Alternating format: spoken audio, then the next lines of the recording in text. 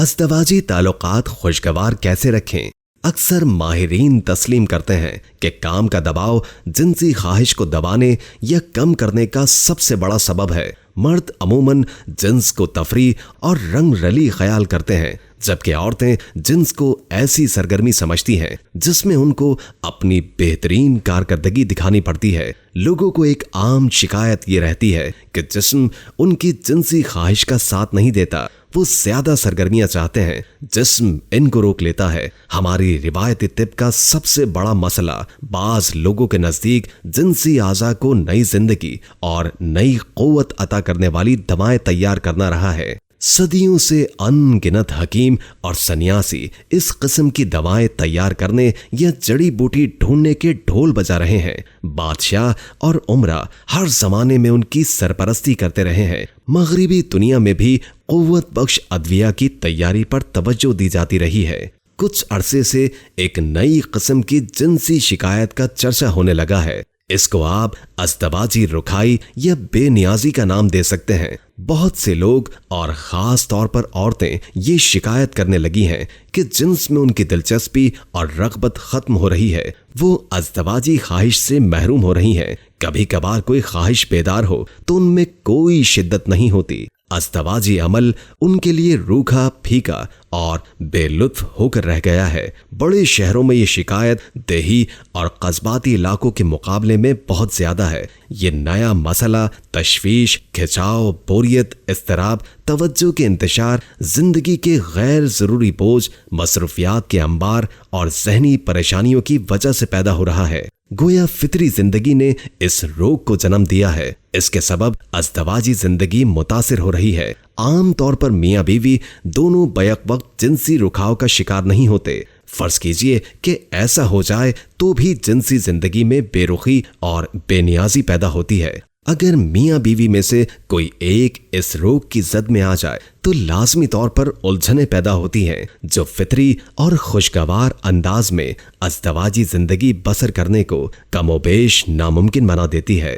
لہٰذا اس مضمون میں ہم اس مسئلے کو نظر انداز نہیں کر سکتے، ہمیں اس کا حل تلاش کرنا ہوگا۔ معالجین کا کہنا ہے کہ جنس کے جسمانی پہلو سے تعلق رکھنے والے مسائل کو حل کرنا آسان ہے، مگر ازدواجی رکھائی بنیادی طور پر نفسیاتی مسئلہ ہے، لہٰذا یہ زیادہ پیچیدہ ہے۔ بہرحال اس حوالے سے بنیادی سوال یہ ہے کہ ازدواجی خواہش یا تحریک کو کس طرح سے بیدار کیا جا سکتا ہے۔ جب ازدواجی زندگی بے کیف ہو جائے اور خواہش ختم ہونے لگے تو اس میں نئی روح کس طرح پھونکی جا سکتی ہے اور دوبارہ کس انداز سے لطف اندوز ہوا جا سکتا ہے۔ کئی سال پہلے جنسی امور کے شہرائے آفاق مغربی ماہر ڈاکٹر ولیم ماسٹرز نے اس کا ایک سیدھا سادہ جواب دیا تھا۔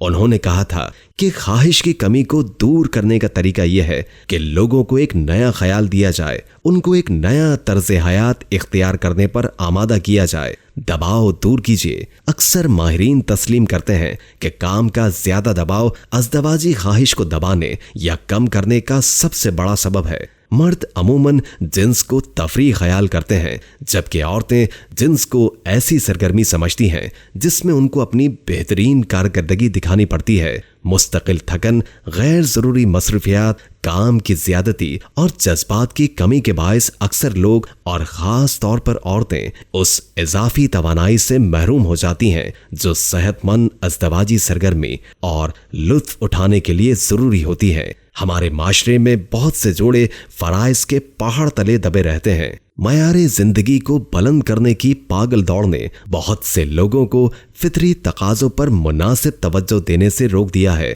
ان کو اپنے آپ کو بنانے، سنوارنے اور جسم کے لیے فرصت ملتی ہے اور نہ ہی وہ اس کو اہمیت دیتے ہیں۔ نتیجہ یہ ہوتا ہے کہ وقت کے ساتھ ساتھ ان کی ازدواجی خواہش معدوم ہونے لگتی ہے۔ اکثر لوگ اس غلط فہمی میں مبتلا ہوتے ہیں کہ ازدواجی خواہش چونکہ بھوک پیاس کی طرح بنیادی ضرورت ہے، لہٰذا وہ ختم ہوتی ہے اور نہ ہی کمزور پڑتی ہے، مگر ایسا نہیں ہے۔ جنس کو نظر انداز کرنے والے جوڑوں کو اپنی غلطی کا احساس عموماً دیر سے ہوتا ہے، تب بہت سا وقت ہاتھ سے نکل چکا ہوتا ہے۔ بعض عورتیں اور مرد جنسی صلاحیت میں کسی خامی کے باعث بھی ازدواجی تعلقات سے بیزار ہو جاتے ہیں۔ اس کی ایک مثال یہ ہے کہ بعض عورتوں کو زندگی میں کبھی انزال کا تجربہ نہیں ہوتا۔ شادی کے ابتدائی زمانے میں وہ انزال کے مرحلے تک پہنچنے کے لیے ہاتھ پاؤں مارتی ہیں، مگر مسلسل ناکام رہنے کی وجہ سے وہ اس ساری جدوجہد سے مایوس ہو جاتی ہیں۔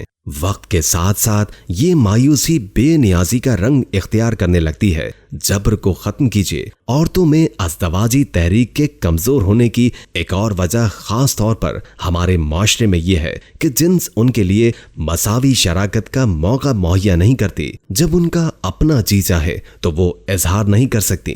گویا ازدواجی تعلق کو ان فرائض میں شامل کر لیا گیا ہے جن کو شوہر کے حکم پر پورا کرنا لازمی سمجھا جاتا ہے۔ اس طرح یہ تعلق اوپر سے ٹھونسا جانے والا حکم بن جاتی ہے، لہٰذا کئی عورتیں لاشعوری طور پر اس سے متنفر ہو جاتی ہیں۔ ازدواجی تعلق سازگار ماحول چاہتا ہے۔ میاں بیوی سازگار ماحول نہ بنا سکیں تو جنس لطف و مسرت کا سرچشمہ نہیں رہتی۔ اس طرح اگر فرد کی زندگی مسلسل ناکامیاں، مایوسیوں اور حسرتوں کا شکار ہو جائے تو ان کا منحوس سایہ ازدواجی تعلق پر بھی پڑتا ہے اور فرد آہستہ آہستہ رکھائی کا شکار ہونے لگتا ہے۔ نفسیات کے ایک ماہر نے لکھا ہے کہ مباشرت کے دوران لوگوں کے ذہن میں مختلف قسم کے خیالات اور احساسات ابھرتے ہیں۔ اگر یہ احساسات اور خیالات مسلسل منفی قسم کے رہیں، یعنی ان کا تعلق زندگی کی تلخیوں، ناکامیوں، محرومیوں اور حسرتوں سے ہو،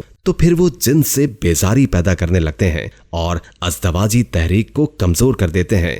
ان خیالات و احساسات پر قابو پا کر آپ ازدواجی رکھائی کو کم کر سکتے ہیں۔ اچھی خبر یہ ہے کہ ازدواجی رکھائی عموماً عارضی ہوتی ہے۔ جب اس کو پیدا کرنے والا سبب ختم ہو جائے تو ساتھ ہی رکھائی رخصت ہو جاتی ہے۔